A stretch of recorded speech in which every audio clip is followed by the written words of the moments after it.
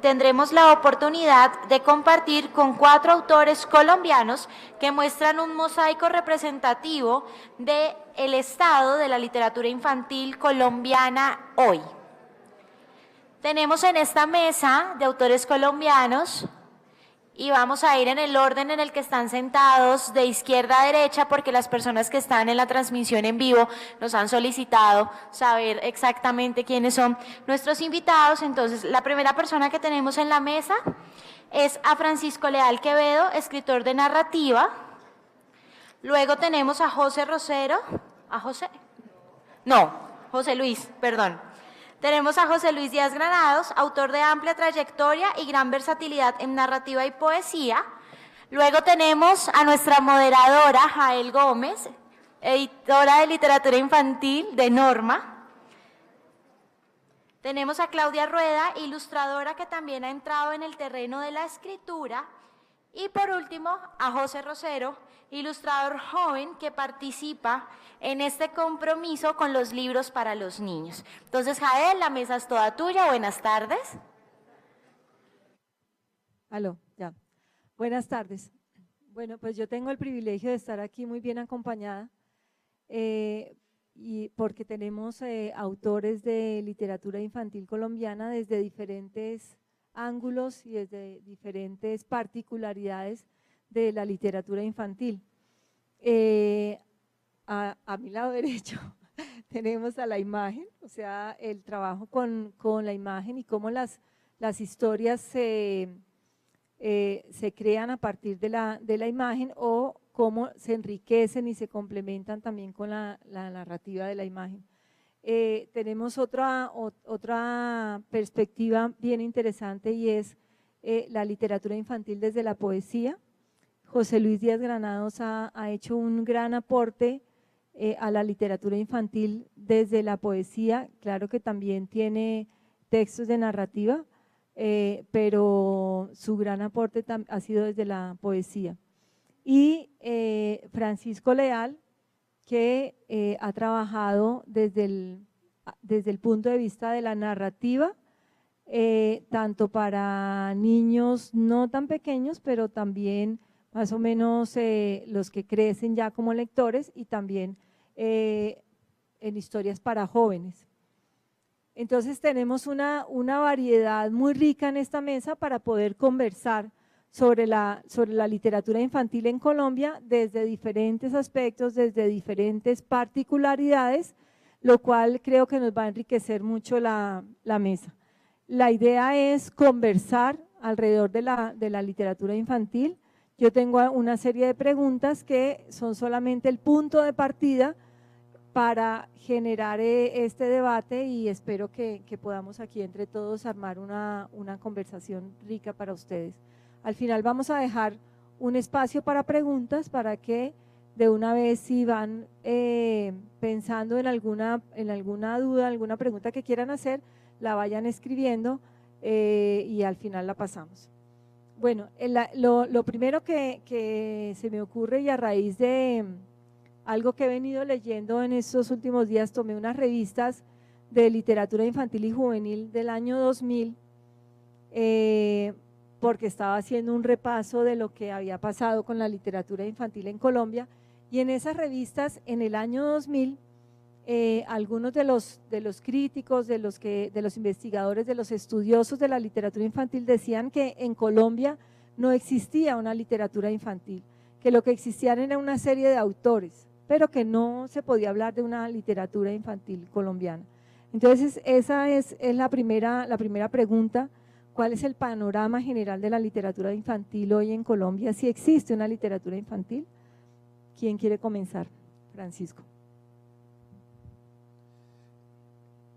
La sola primera pregunta es como para todo el simposio, panorama de la literatura infantil en Colombia. Yo voy a comenzar utilizando una misma voz de una investigadora en dos épocas distintas. Hacia el 2007, Beatriz Elena Robledo, que para mí es casi una ave solitaria en el estudio de la historia de la literatura infantil en Colombia, publicó un artículo que se titulaba La literatura infantil en Colombia, una tortuga que avanza con paso somnoliento. Y con muchísimos argumentos decía pues de que esto era una obra de gente solitaria, que además de eso la creación era pobre, que no había un solo personaje inolvidable, no tenemos un Pinocho, ni una Alicia, ni nada por el estilo. Mencionaba ella que no había crítica, que no había realmente publicaciones especializadas. Además de eso, mencionaba que hay algunos, llamémoslo así, grandes ramas de la literatura infantil, como es el teatro y la poesía, que están muy atrasados. Mencionaba algo que hace unos días Irene Vasco también en las redes decía, y es que es muy llamativo que en la literatura infantil en Colombia no hay obras de humor. Que es uno de los países que se precia de ser de los más felices del mundo, a uno le sorprende que no haya realmente grandes libros de humor. Igualmente, acerca de la poesía, se menciona en las antologías exactamente los mismos autores, casi que esculcando en uno y en el otro, de pronto se traen a colación ciertos poemas y se logra formar una pequeña antología. Ella entonces mencionaba con esa frase lapidaria que esto era una tortuga con paso somnoliento. El año pasado sacó este libro que yo creo que ustedes conocen, que se llama Todos los danzantes, panorama histórico de la literatura infantil y juvenil en Colombia, y sostiene que los últimos 7 años han sido muy positivos, que hay muchas cosas que anotar. Este es un libro que todos debemos leer, es un libro muy desigual, son 129 paginitas apenas, entonces si están todos los danzantes, danzaron muy poco. Igualmente, hasta el año 50 llegamos a la página 100 y los últimos 65 años los despacha en 28 páginas y media. Pero es un documento realmente bueno que nos ayuda a mirar un poco cómo son las cosas. Voy a terminar muy pronto porque quiero que esto sea una mesa realmente dinámica. Me gustaría comentar que Beatriz Elena sostiene algo que me parece importante, y es que la parte más atrasada de este panorama de la literatura infantil en Colombia es la parte investigativa. No hay un corpus, no hay un canon.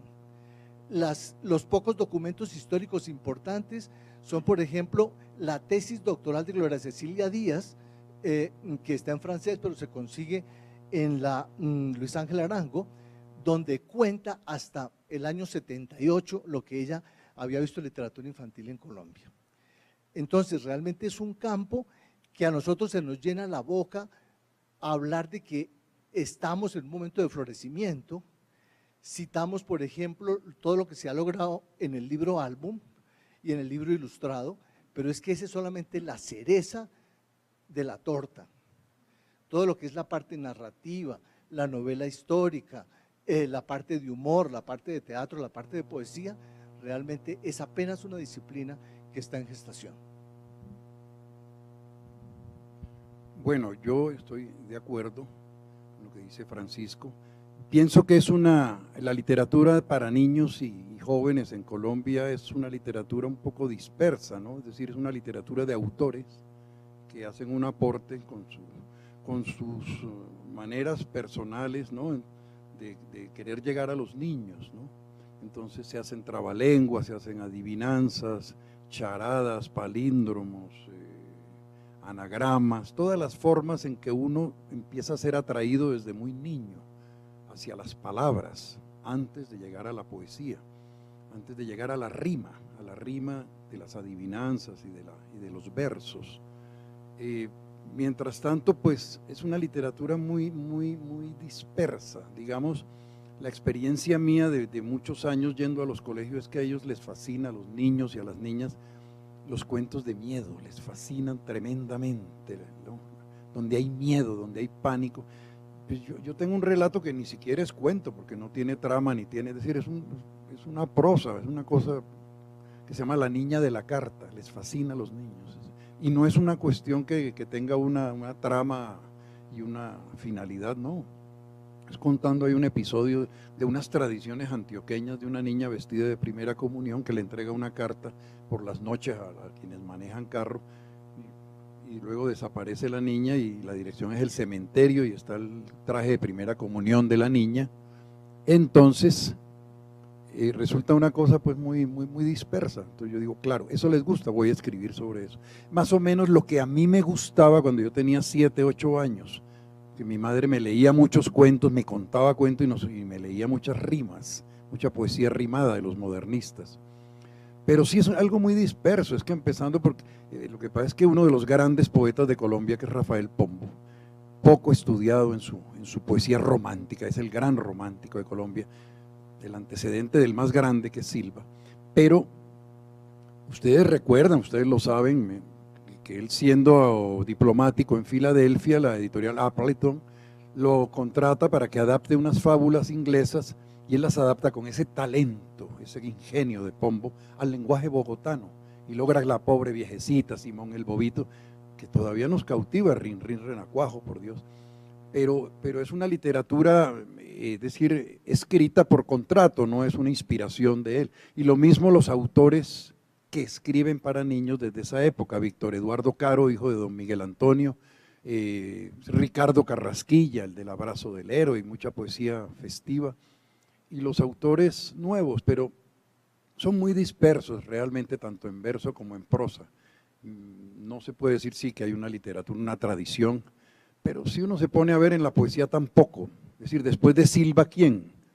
El más universal de nuestros poetas es Silva. Hay que mirar muy abajo después de Silva. ¿Quién? Que diga Borges, a mí me influyó Silva, porque lo dijo Neruda, lo dijo Octavio Paz, lo dijo Juan Ramón Jiménez, lo dijo Machado. ¿De qué otro colombiano se ha vuelto a decir eso en el exterior? Entonces lo mismo. Ese pobre hombre que lo llevó la sociedad mercantilista a suicidarse para después ponerlo en el billete de 5.000. Bueno, antes de pasar el micrófono, quiero relanzarles la pregunta a este lado de la mesa, un poco con la idea de pensar si realmente no existe esta literatura, si no se puede hablar de ella, y si el lenguaje de lo estético, de lo visual, de lo narrativo, ha fundado ha hecho avanzar a la literatura infantil, o si desde ahí sí se puede decir que hayan nuevas presencias, nuevos escritores, nuevos autores, o también desde la narrativa. O sea, lo que quiero es de pronto como relanzar la pregunta sobre si realmente somos una tortuga y estamos anquilosados en el pasado y no han aparecido nuevos autores. Bueno, usando la expresión de Francisco, aunque no sé muy bien qué quiso decir, yo por acá me voy a referir a la cereza. Espero que sea porque es la parte más saludable de la torta. Y espero que la tortuga no esté patas arriba, además. Justamente hace 4 días estaba en una charla de Antonio Ventura sobre libros incómodos, y él es editor y autor español, ya conoce mucho la historia de la literatura en español, y decía que la literatura infantil está en este momento en español, tiene patas cortas, pero diría yo que por lo menos tiene patas. Y yo creo que ha arrancado con entusiasmo y con apoyo, porque la historia de la literatura infantil no es solamente la historia de los autores, porque autores siempre ha habido y ilustradores siempre ha habido, porque hay ciertos seres humanos que nacimos con algo torcido y necesitamos hacer arte. Eso siempre ha existido. Lo que existe ahora es eco, existen este tipo de congresos, este tipo de conferencias, existen las editoriales, existe el acceso a lo que se hace en otras partes del mundo, existen personas que están estudiando el tema. No estoy de acuerdo con Beatriz Elena, que dice que no hay personas que estén criticando. Me parece que hay entidades y personas muy juiciosas en este momento en este país que están estudiando la literatura infantil, Y sí, la parte gráfica ha hecho una gran contribución a lo que es el libro álbum entendido como un libro en el que se narra también a través de la imagen. La imagen es parte de esa literatura. Entonces, ¿cuál es el panorama? Pues estamos como niños, todavía estamos como dibujándonos, armándonos, y no sabemos para dónde vamos. Lo que me preocupa un poco es algo como que pase como, se cumpla la frase de lo que decía Sábato, que cada hombre llega a tener con los años el rostro que se merece, y es que de pronto en Colombia terminemos teniendo la literatura infantil que nos merecemos, pero no sé cuál es la literatura infantil que nos merecemos. De todas maneras, aquí estamos muy atentos para hacer muchas cosas, y sí hay ya unos libros álbum valiosos, no todos, hablo valiosos cuando tocan temas universales, cuando tocan que eso vamos a hablarlo ahora más adelante, los grandes temas que siempre le han tocado a la humanidad, y los niños son parte de la humanidad, aunque varios no lo crean. Entonces, pues, eso es lo que yo considero. Buenas tardes, buenas tardes. Yo voy a hablar también de La Cereza, la que sostiene editoriales enteras a veces. Quería añadir una cosa y respecto a la investigación también. Doy clases a 20 metros de acá, tienen que saltar al siguiente edificio, en la Facultad de Artes de la Javeriana, justamente. Y dentro de las tesis que he visto, yo también he dirigido algunas, muchas son de literatura infantil, muchas están relacionadas a la literatura infantil, obviamente desde el lado de la imagen, y que hacen de alguna forma investigaciones muy juiciosas en relación a eso. Lo que yo siento a veces desde la perspectiva de los investigadores con I mayúscula es que justamente están como ignorando un poco en qué época estamos ahora, ¿sí? Y hay una serie de personas que están trabajando de una manera atómica, por así decirlo, como desde un nicho, que no les interesa ir hasta las instituciones y las editoriales, sino que justamente están creando como desde distintos puntos y teniendo cierta relevancia en ese mundo como atomizado en el que estamos ahora, ¿no? Que es como rizomático, ¿no? Con eso hay que entender un poco que la parte institucional no solo ha dejado de observar las creaciones particulares y las investigaciones particulares, sino que la rechaza. Entonces, de entrada, al estar como en ese ámbito como de negación de las creaciones nuevas y de las ideas nuevas y de las investigaciones nuevas, pues simplemente nos quedamos en los años 90. Entonces, yo creo que ante todo, sí es un problema a veces de falta de observación, más que todo, más falta de observación. Me refiero mucho por los autores ilustrados. Yo lo hablo desde el lado de la imagen, no tengo mucha idea de la parte escritural, pero desde el lado de la imagen, autores que han hecho sus libros, los han publicado fuera de editoriales grandes, se han encargado de romper un poco ciertos esquemas, porque las editoriales grandes aquí en Colombia nunca se arriesgan a hacer algo realmente transgresor por cosas económicas, supongo. Entonces, desde esos nichos yo he ido viendo como ciertas evoluciones que hacen que esta tortuga, o sea, hay una tortuga que es la que observan ellos, pero por otro lado hay otros personajes que han estado caminando a pasos con ritmos bastante acelerados, que ha funcionado y que sobre todo están a la par de lo que está pasando a nivel internacional. Bastantes de los ilustradores han viajado mucho más, creo, que los escritores, y han conocido muchas propuestas de otros rangos y de otros estados. No en vano los premios Hans Christian Andersen a veces se entregan a la mayoría de ilustradores.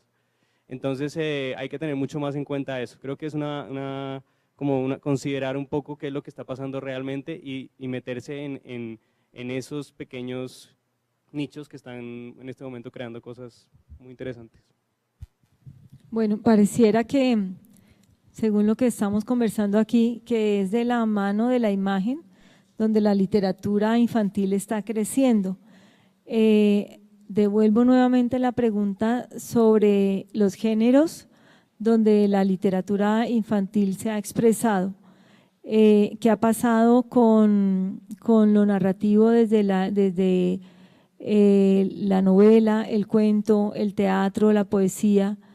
Y obviamente también desde la imagen sí podemos hablar ya de de casos, de ejemplos o de situaciones alrededor de la literatura infantil, ya en cuanto a la manera como se ha venido desarrollando desde los géneros.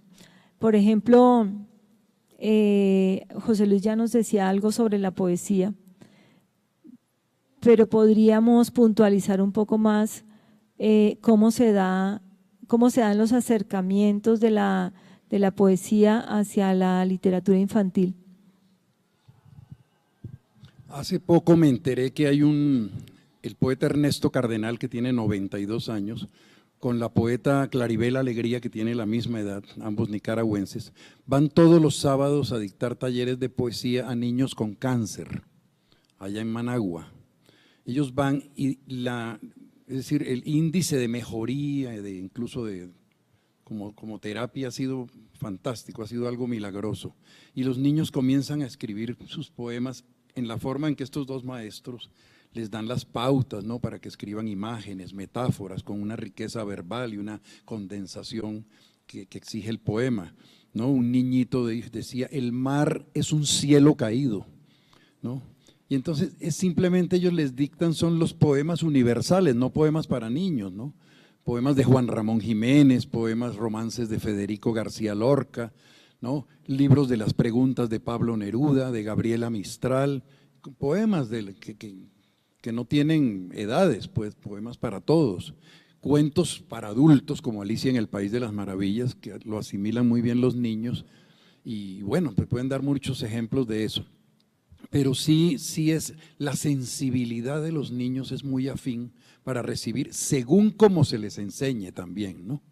Porque yo recuerdo en mi generación, la clase más aburrida era la clase de literatura, por Dios, eso lo decimos en los años 60, léanse el libro de Buen Amor del Arcipreste Edita, léanse el mío Cid, y eso por Dios, ¿no? En cambio, cuando nos contaban cómo se llama este hombre, la cueva del conde de Montecristo para salvarse con el de Alejandro Dumas, el personaje, y luego el viejito, el abate, uno le provoca salir a correr a comprar el Conde de Montecristo, y lo mismo si uno le lee en Pedro Páramo, uno queda pues ensimismado. Pero antes no tienen que leerse el poema de Mío Cid en verso, no, por Dios, eso no. Entonces, no, la manera como se le enseña en los talleres, claro, los talleres no existían. Nunca fue un poeta al colegio de nosotros, yo no recuerdo, jamás. Y los poetas eran seres por allá, pues, lejanos en el Olimpo, ¿no? Ver a Eduardo Carranza, uno pues se moría del asombro, y 3 meses después uno era amigo de él, pero era muy difícil ese acceso, y los poetas eran unos locos, eran unos melenudos piojosos que sacaban de los burdeles en la madrugada. Esa era la imagen que tenía el padre de Neruda, por eso no quería con toda razón que su hijo fuera poeta. Entonces simplemente el amor a las palabras va engendrando el amor a la poesía. Martí decía, hay que poner a leer a los niños porque ellos van adquiriendo cultura, y solamente siendo culto se puede ser libre. Un niño culto es incapaz de coger un arma y amenazar a otro. Un niño culto tiene capacidad de discernir. Un niño culto tiene argumentos propios, no se va a dejar convencer del tío fanático que habla en un lenguaje así todo apasionado. No, adquiere serenidad por la cultura. Hay muchas formas pues no soy pedagogo, ¿no? Lo mío pues es la literatura, pero sí pienso que se puede llegar a los niños con la poesía universal, ¿no? No tiene que ser una poesía específica para niños, ¿no? Y te cuento una cosa, José Luis, esta mañana estuvo la ministra de Cultura abriendo este congreso y nos contó que en las colecciones que envían a las bibliotecas y a las casas que dona el gobierno, los libros con mayor preferencia eran los de recetas y los de poesía. Pero eso, sí, digamos, porque el libro se lo regalan. Pero, por ejemplo, sí, seguro, porque no lo compran. Hace algún tiempo una poeta amiga mía, que se ha ganado muchísimos premios, me decía, bueno, usted que tiene amigos dueños de cadenas de librerías, ¿por qué no me ayuda vendiendo los saldos que me quedan? ¿Sí? Y he ido a consultarle al librero y me dice, no, es que me daría pena con su amiga al cabo del semestre liquidarle 2 o 3 libros vendidos, porque la poesía en nuestro medio no vende. Aún más, las editoriales lo tienen al género como lo último, digamos, en los concursos, en las convocatorias, aún en el concurso de ustedes, las advertencias suelen ser: no se reciben libros de poesía ni obras de teatro, ¿sí? Porque eso para las editoriales es un hueso duro de roer. Sí, también con relación a la mesa anterior, a la mesa de la formación académica en literatura, habría que pensar en qué pasa también dentro de esa formación de mediadores con la poesía. Si será que no la estamos incluyendo suficientemente dentro de estas lecturas en voz alta, porque estamos priorizando las narraciones de cuentos, de otro tipo de historias y no tanto de poesía. Bueno.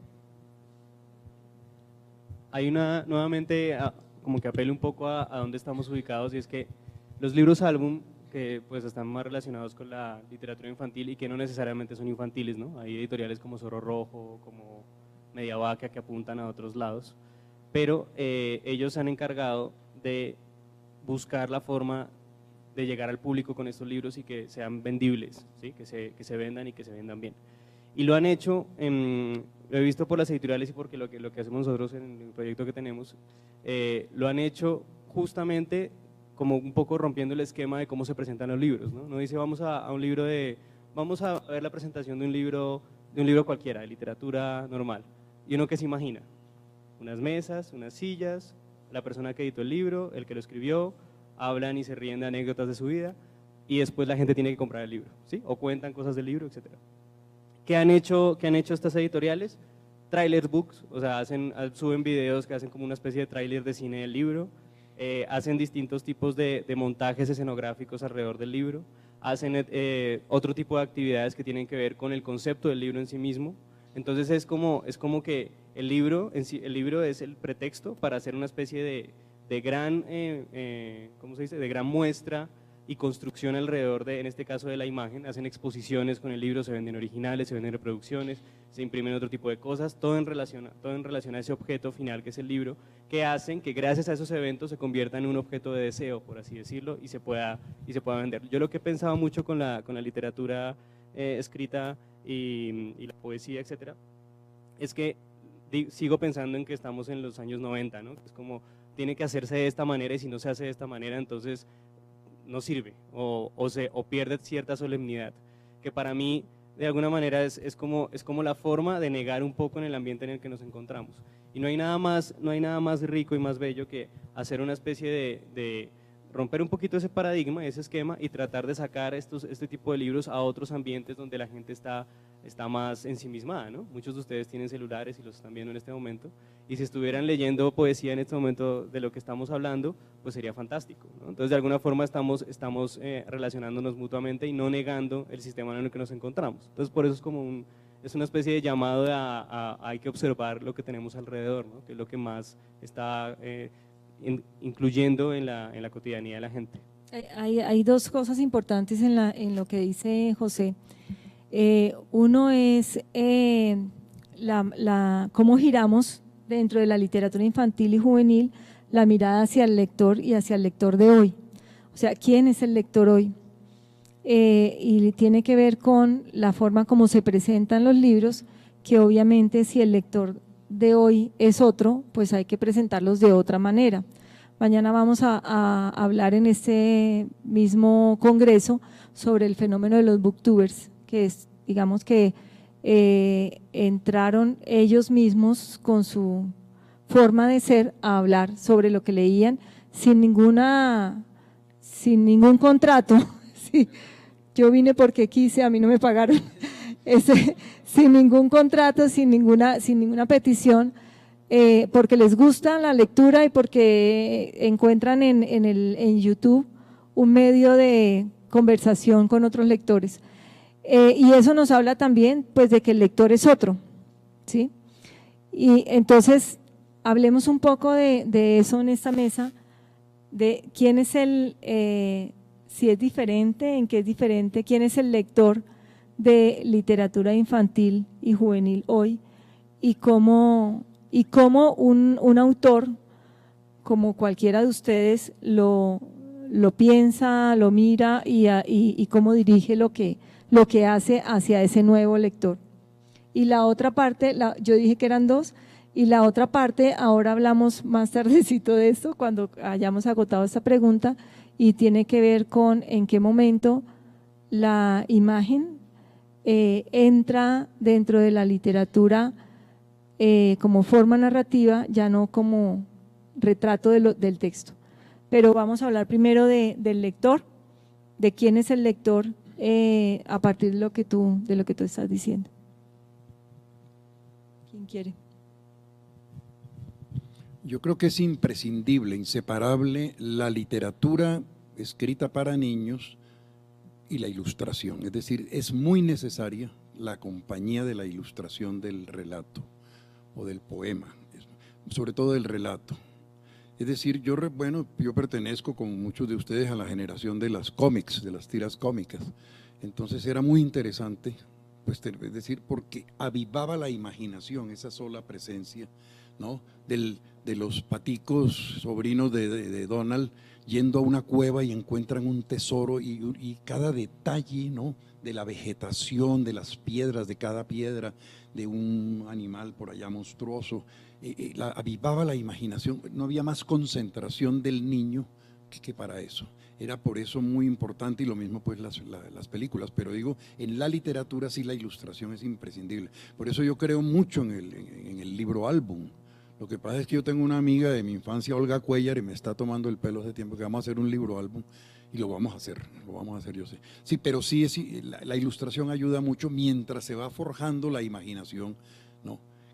García Márquez, fíjense ustedes que con ese amor frustrado con el cine, nunca autorizó llevar al cine 100 años de soledad, porque él decía que los lectores tenían que imaginarse cómo era el coronel, cómo era José Arcadio, cómo era Úrsula, pero sin embargo, para los niños sí es muy indispensable la ilustración. Es decir, yo pienso que es imprescindible que el libro para niños tenga los dibujos correspondientes. Hablando de la poesía, aquí pues hay poetas muy connotados como John, por ejemplo. No solamente la poesía para niños está en crisis, la poesía para adultos también, es decir, el poeta que escribe poesía en grande o como se llame, no vive de eso. En alguna conferencia García Mafla decía, no, pero es que un poeta escribe en su vida 120 poemas, pero no 120 cantos generales, no, 120 páginas, ¿sí? Poemitas de una página. Y posiblemente vivir uno de 120 páginas pues no sea posible, ¿sí? A menos que sea uno Neruda o algún otro de esos monstruos que cada vez se van a dar menos en esta sociedad posmoderna. Ahora, el maridaje entre poesía e ilustración, claro, bienvenido. Por ejemplo, está circulando un libro con un poema de Piedad Bonet de Historia de un árbol, por ejemplo, que simplemente es maravillosa. Ese maridaje, pues no, sea por la ley o por lo sabroso o por lo criminal, pero debe existir un maridaje entre el ilustrador y el poeta para niños. Pero más allá del maridaje, que es lo que creo que tú vas a hablar, ya te doy la palabra, más allá del maridaje es que la ilustración llegó un momento en el que tomó la palabra y también empezó a construir historias y a narrar, ¿sí? Yo creo que es un momento fundamental de la literatura infantil, donde de la mano de la ilustración, de lo visual, empezó a crecer la literatura infantil. Y aquí le voy a dar la palabra a Claudia, que sabe mucho de eso. Antes de responder tu pregunta, que quiénes son los lectores actualmente, tenemos que recordar que los humanos empezamos a contar historias con imágenes, ¿no? Pues seguramente primero verbalmente, después con imágenes y luego después vino la escritura. ¿Quiénes son los lectores? Aquí me parece importante aclarar una diferencia grande, y ahora que estamos hablando de YouTube y lo contemporáneo, y es que a pesar de que nosotros nos queremos, los humanos ahora nos queremos creer que hemos evolucionado mucho desde la época de los griegos o desde la época de los egipcios, realmente los lapsos de evolución son mucho más grandes que esos y somos personas, los jóvenes quieren responder a las mismas preguntas que hace 1000 o 2000 años, es decir, darle un sentido a su vida, la muerte, el amor, la pasión, el miedo, el abandono, la soledad. Esos siguen siendo los grandes temas de la humanidad y ellos quieren seguir leyendo de eso. Probablemente a los 12, 13, 14 años lo más importante es encontrar en la literatura o en el cine o donde sea en la pantalla unos ejemplos de rol para poder aprender a pertenecer en la tribu, porque es muy importante eso, pero luego ya empiezan las otras preguntas que tenemos también, que tenemos todos. Otra cosa es la forma y eso es lo que cambia con el tiempo, pero finalmente los temas a los que les debemos o podemos hablar a los jóvenes son los mismos temas de siempre, e igual los jóvenes son humanos y tienen las mismas preocupaciones, desde la arenera tienen las mismas preocupaciones y los mismos conflictos, después se vuelven un poquito más cargados, pero vienen a ser los mismos. Entonces, las historias, las líneas narrativas que utilicemos tal vez sean más contemporáneas, las formas donde las publicamos vienen a ser de acuerdo con lo que está pasando ahora con la pantalla, pero finalmente las historias siguen repitiendo esos mismos temas universales. Yo no creo que estemos en crisis, la verdad. Yo creo que desde que yo he sido niño siempre han dicho que estamos en crisis, ¿no? Yo me acuerdo que uno habla de pintura y estamos en crisis, desde Sócrates estamos en crisis. Uno hablaba de política y en crisis, siempre estamos en crisis en política, en cine estamos en crisis, etcétera. Entonces yo siento que es como que estás bien con tu novia y le dices, mi amor, estamos en crisis. Y entonces todo el mundo empieza a entrar en shock y decir, pero ¿dónde está la crisis? Entonces se vuelve como una especie de juego interesante eso de la crisis. Y sí hay crisis, lógicamente, como en todo, pero para mí crisis es que desaparezcan gente del Palacio de Justicia, eso es una crisis. Pero yo escritores veo muchos, dibujantes veo un montón, industrias creándose, yo eso no pienso que sea una crisis. Crisis es que no existiera un congreso como este, eso es una crisis. Crisis es que no existiera gente escribiendo en blogs, haciendo eventos, exposiciones y lanzando libros cada tanto. Culturalmente esta ciudad ha crecido un montón y de hecho yo diría que los últimos 5 años se ha multiplicado la cantidad de eventos en relación con la imagen, la literatura, el teatro, la música y las demás artes. Y eso para mí no es una crisis. Eso para mí simplemente es una especie de caldo de cultivo que va a dar algo en algún momento, como en todo. Respecto a la ilustración y la parte escrita, lo que me he dado cuenta también es que hace unos 6 años más o menos, si no estoy mal, cuando uno publicaba un libro ilustrado, libro álbum o libro ilustrado de texto largo, por así decirlo, el ilustrador estaba siempre en la bandera dentro del libro y nunca aparecía en la carátula, ¿sí? Como que no era digno de estar en la carátula, a pesar que la carátula ilustrada era la que vendía el libro y no necesariamente el contenido, etcétera. ¿Y qué pasó? Pues que con el paso del tiempo, como no existe tal crisis, lo que pasó es que el ilustrador empezó a aparecer en la carátula. ¿Y qué pasó? Que gracias a eso y gracias a esa consideración editorial y de mercado, los libros a veces se venden por el ilustrador y no por el escritor. Y no estoy haciendo una especie de batalla entre ilustrador y escritor, simplemente estoy tratando de poner cómo se ha homogenizado un poco el tema. Y así, gracias a eso, podemos darnos cuenta y ver propuestas muy interesantes. Por ejemplo, un pretexto que todos conocemos, Hansel y Gretel.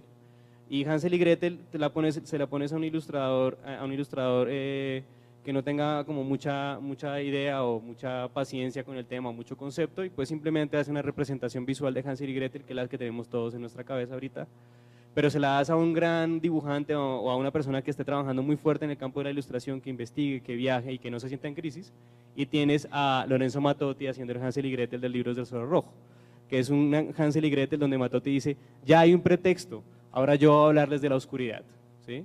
O tienes un Drácula ilustrado por Scafati donde dice, ya hay un pretexto, ahora yo les voy a hablar del erotismo, ¿sí? Entonces el ilustrador, en ese caso, ya no solamente hace imágenes que corresponden, que acompañan, sino que construyen conceptualmente el libro desde otro punto de vista, ¿no? tenemos un Robinson Crusoe que no tiene texto y que está ilustrado por Ajuel. Tenemos les estoy contando como textos universales, hay otros muchos más. Tenemos un Guillermo Tell, ilustrado por dos chicas que hacen arte contemporáneo, Israeli Elephants, suizas o suecas, todavía me confundo un poco con eso, que hacen una propuesta mucho más conceptual y que hace que el libro no solamente se den cuenta mágicamente que está llegándole a estos nuevos niños, ¿sí? Niños que están metidos en una era digital de una manera muy fuerte, sino que también permite que el ilustrador desde la imagen haga una construcción teórica, conceptual, visual y demás, que a veces hace un muy buen contrapeso a la parte escrita. Entonces yo creo que ya no estamos en un momento de, bueno, consideremos que la ilustración es importante para… No, la ilustración lo es.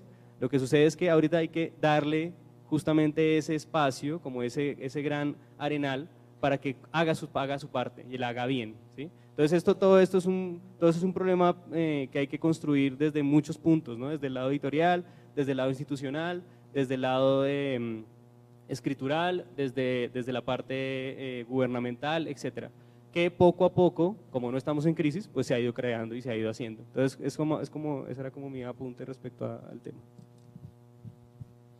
Bueno, sí, le voy a dar la palabra a Francisco, que además la está pidiendo, pero también, no sé si voy por el mismo lado de lo que tú quieres decir, pero la pregunta, digamos, es a partir de lo que acaban de decir José y Claudia, de qué manera lo narrativo, las historias que se le cuentan a los niños hoy han cambiado o son las mismas, los temas siguen siendo los mismos, los niños de hoy piden otras historias.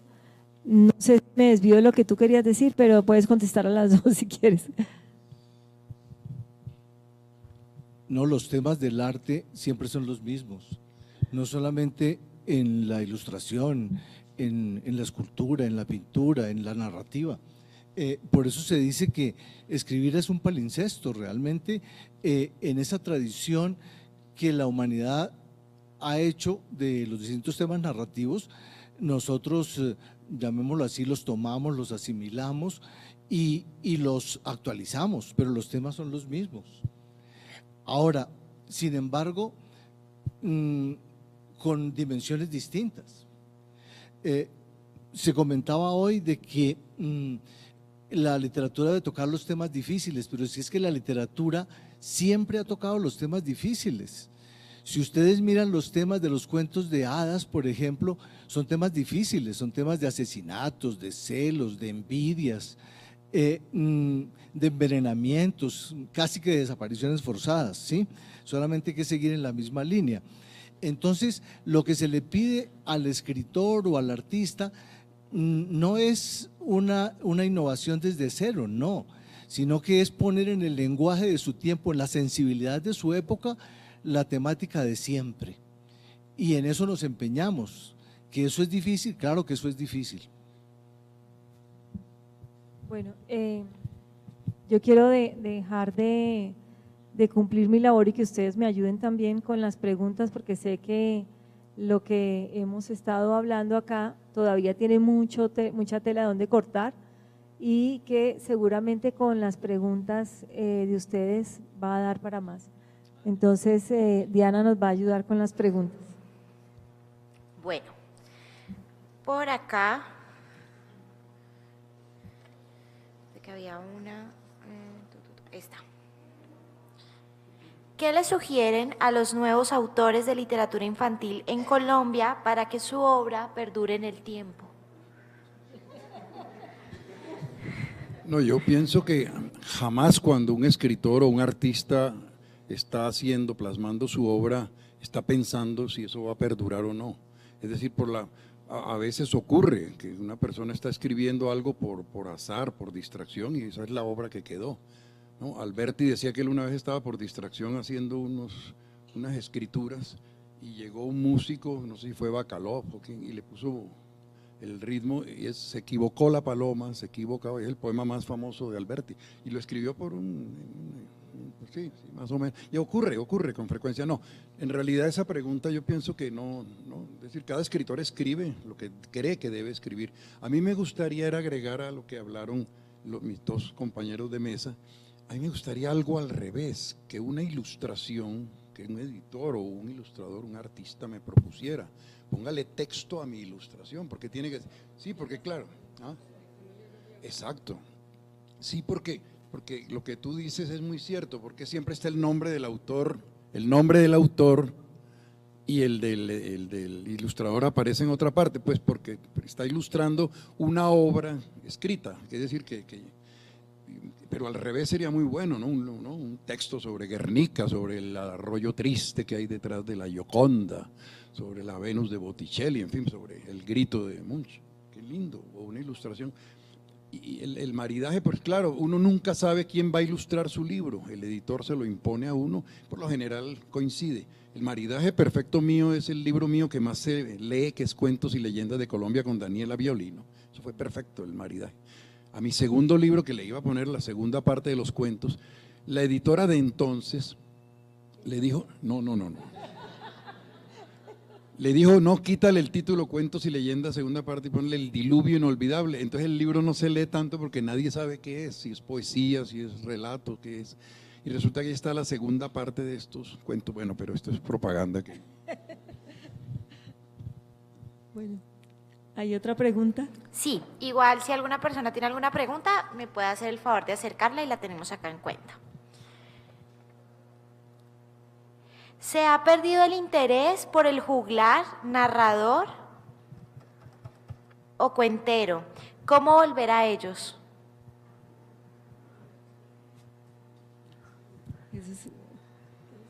Pues están los youtubers.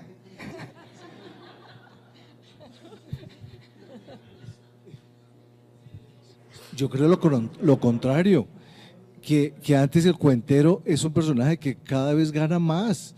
Aún más, cuenteros somos todos nosotros cuando le contamos a nuestros hijos cuentos. Por lo tanto, no, la pregunta es al revés. Esta yo creo que sí la puede contestar cada uno. ¿Cuáles son sus autores inspiradores y qué leen actualmente?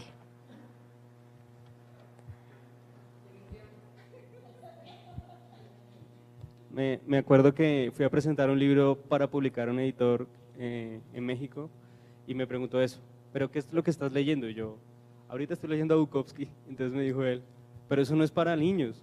Y yo, ¿y quién dijo? ¿No? Ponga a un niño a leer a Bukowski, quién sabe qué es lo que está pasando. A lo mejor pega, a lo mejor pega. Ahorita estoy como muy aficionado mal de un autor surcoreano que seguramente… no, surcoreano no, asiático que vive en Australia, que se llama Shaun Tan, que tiene unas cosas fantásticas de creación. Un libro que me pareció que quedó muy bien ilustrado en todo el concepto de ilustración es el de Seda de Rebecca Dautremer. Seda, que está muy bien ilustrado. Es un libro muy difícil de ilustrar además, y yo no sé cómo logró ella construirlo tan bien, porque no es solamente el dibujo bonito, sino que hace una cosa conceptualmente muy precisa. Hay otro que me ha parecido que ha funcionado bastante bien, es uno que es de La Condesa Sangrienta, que escribe Pizarnik y la ilustra Santiago Caruso, también conceptualmente muy bien armado y bien construido. Y uno que siempre me ha gustado es La Merienda del Señor Verde de Javier Sáez Castán, que creo que es bastante bueno, Pues uno pensaría que uno siempre está leyendo libros para niños cuando hace libros para niños, y a mí no me pasa eso. Pues me gusta para como goce, pero la verdad no tanto como inspiración.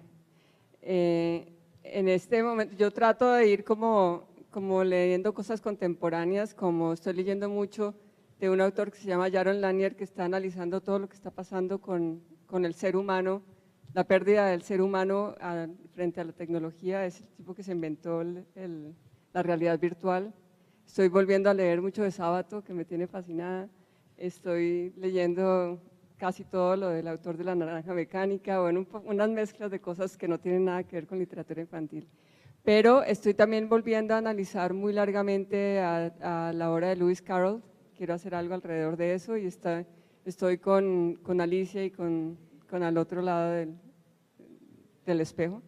Y que me han inspirado siempre muchísimo los autores británicos del libro Álbum. Me gustan mucho por su manejo de la ironía, porque me gusta mucho esa mezcla que hacen, que lo que dicen en el texto es diferente a lo que dicen en la imagen, y todo lo que trabajan en ese nivel me gusta mucho. Y de autores clásicos también Pinocho lo miro mucho porque es un poco el niño que no es perfecto y eso me encanta, el niño que está lleno de equivocaciones y de errores, y trato de ir mucho más al cine clásico. Cuando se puede ver buen teatro, veo teatro. He tenido épocas en que leo mucho lo de Tolkien. Bueno, es una mezcla de muchas cosas. La lista de como libro Álbum es muy larga, entonces pues los aburriría.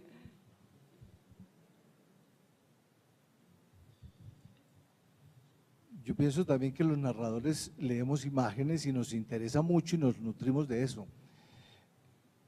Personalmente me he vuelto un fanático del anime japonés. Me parece una proeza ser capaces de hacer películas para niños contándoles la bomba atómica, por ejemplo.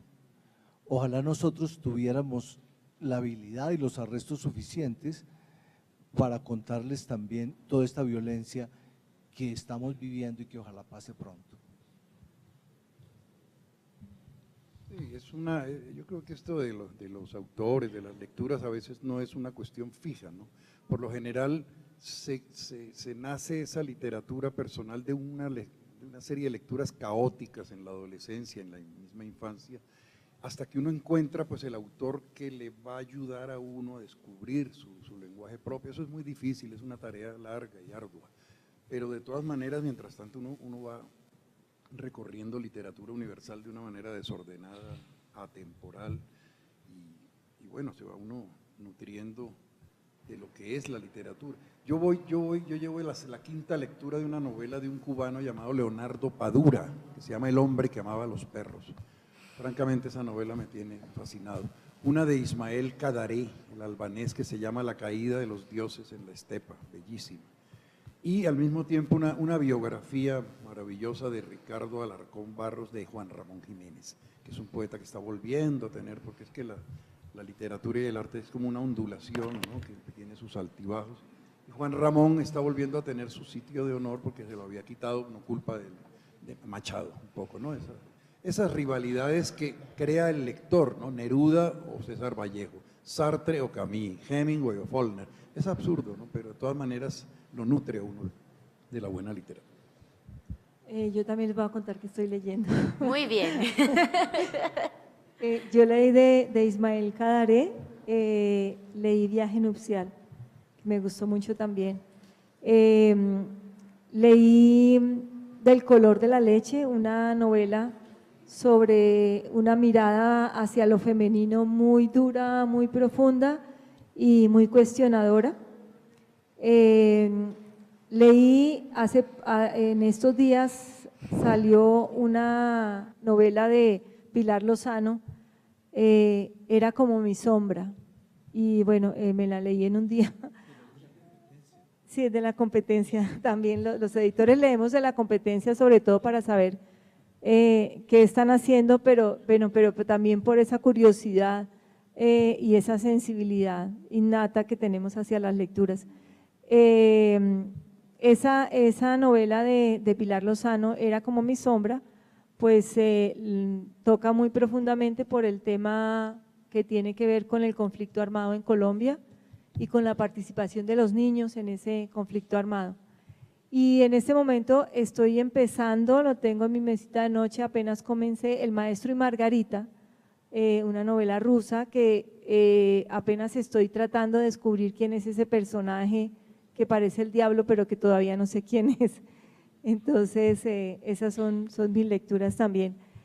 Voy a decirle a Diana que al final, antes de cerrar, José y Claudia quieren invitar a una exposición, Ok. entonces, para que les demos el espacio.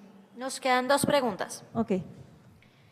¿Cuál sería la estrategia pedagógica para ayudar a reconstruir la literatura en nuestro país? A reconstruir la literatura de nuestro país.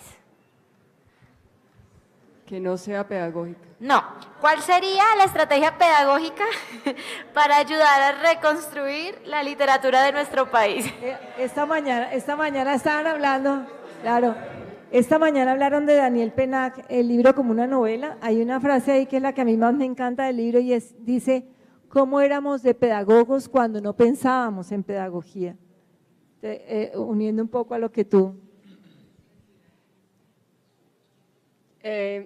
Yo creo que primero los maestros deben leer a los niños las cosas que a ellos les gustan, no las que les toca. Y eso se traduce mucho en transmitir una pasión, porque la literatura primero la buena literatura no se agarra por generación espontánea, es decir, hay que seducirla y hay que llevarla de la mano, porque los niños generalmente se van a ir por los libros que hacen ruidos y sueltan luces. Y eso es un gusto adquirido de la literatura. Y segundo, que es más por contaminación que por pedagogía, que uno transmite el gusto hacia la literatura.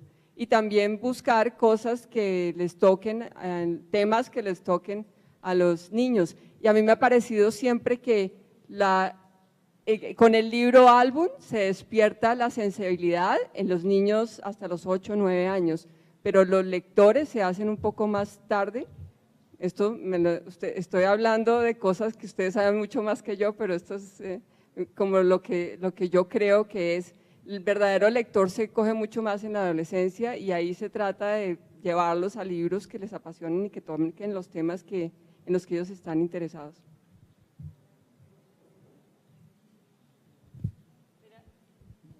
No, la verdad no tiene respuesta en mi caso esta pregunta, porque la pedagogía, la psicología son totalmente ajenas a mí, yo no tengo nada que ver con eso, no, en realidad una cosa es la medicina, otra cosa es la veterinaria, otra cosa es No, en realidad yo toda mi vida, digamos, docente ha sido talleres de literatura, es decir, donde no tengo que calificar, no tengo que imponer normas, sino contar los cuentos, contar la historia de los 3 mosqueteros, del Conde de Montecristo, sin metodologías, ¿no? Sin nada que ver. La pedagogía pienso que es una ciencia muy respetable, pero no tiene que ver con la mesa, que no sé, pues conmigo.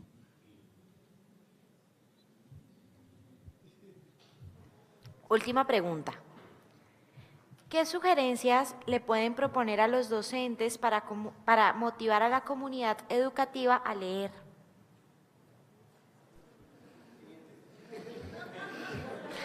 Cada uno puede dar una sugerencia. Sí, pues es que eso tiene mucho que ver con lo anterior, Ok. que está, digamos, enfocado dentro del ámbito pedagógico, pero pues la principal sugerencia para los docentes es leer, o sea, acercarse, ir a las bibliotecas, a las librerías, ver qué nuevos autores hay, qué nuevos libros llegaron, qué está pasando con la ilustración, qué nuevas historias se narran, básicamente es. Muchísimas gracias.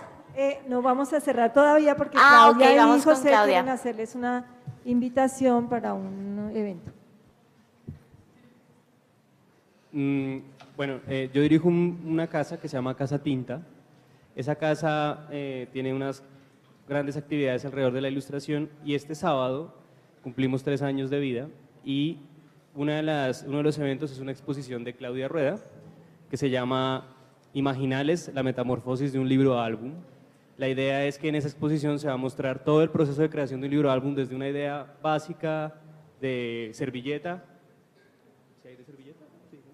Y justo junto con la bocetación, maquetación y construcción final y hasta la publicación. Entonces todo el proceso del libro álbum expuesto del trabajo de Claudia que van a poder ver como desgregado, ¿sí? Es como una especie de forma de salir de la crisis. Entonces ya voy a dejar de molestar con eso, perdón.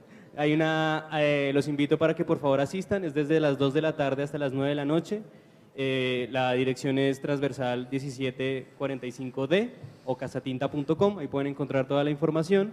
Es entrada libre, pueden ir con quien quieran, esposos, amantes, hijos, pueden estar allá, ¿listo?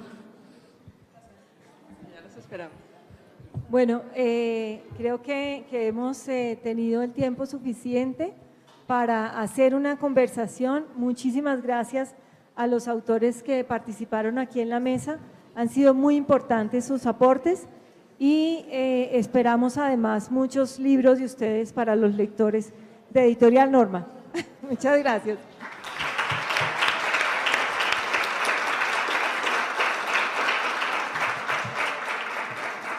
Bueno, antes de terminar la tarde, quiero recordarles algunos puntos importantes sobre nuestra agenda del día de mañana. El primero es, recuerden que el botón que les entregamos en registro es fundamental para que mañana no tengan inconvenientes para el ingreso al salón. Así que, por favor, si lo pueden guardar desde hoy en el bolso o en el maletín que van a usar mañana, sería perfecto. Mañana no vamos a estar en este auditorio, sino que vamos a estar en el auditorio Luis Carlos Galán. El auditorio está en el edificio Giraldo y la dirección es calle 40, número 623, está sobre la séptima. Entonces, para que lo tengan muy presente. Recuerden que afuera tenemos los libros, por ahí estábamos hablando de cuentos y leyendas de Colombia, afuera está disponible. Diana, no es sobre la séptima, no es sobre la carrera, sino sobre la calle. Sobre la calle. Pero entonces si van a llegar, les queda más fácil si ingresan sobre la séptima a que si ingresan sobre la circunvalar. Entonces, recuerden que afuera tenemos los libros, hoy tenemos nuestros autores colombianos para que puedan aprovechar para firmarlos. Muchísimas gracias por habernos acompañado el día de hoy. Mañana iniciamos 9 de la mañana en punto para que puedan llegar antes de esta hora. Feliz regreso a casa.